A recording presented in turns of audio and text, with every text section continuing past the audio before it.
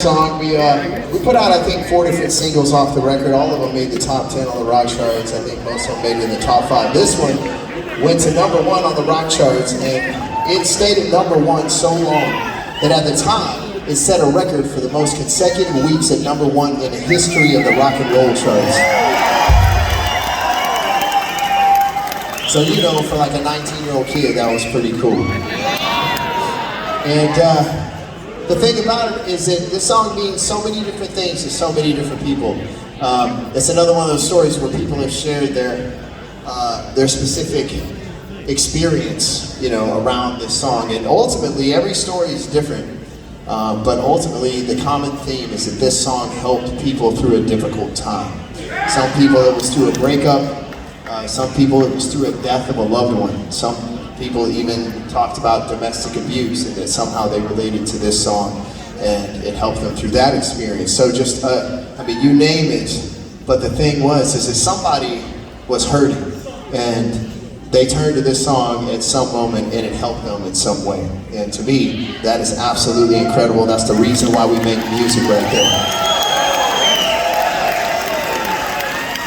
So, I've been really proud of this song, and then 20 years after we released it, about 2017, 2018, some friends of mine from a band called Five Finger Death Punch called up.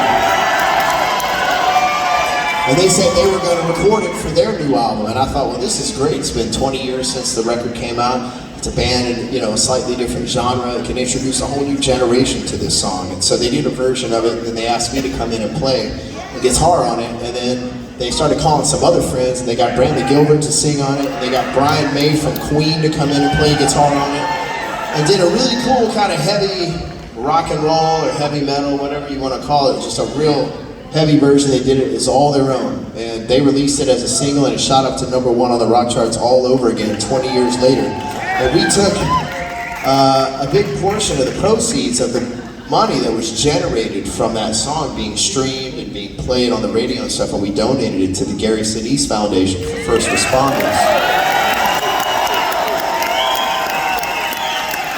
Because we all believe that, to whom much is given, much is expected, so we try to give back whenever possible. So this song has gone on to do a lot of great things for a lot of great people, and I'm just proud to have been a part of it. So if you guys know the words to this song, please help us out and sing along with it, okay? Blue on black.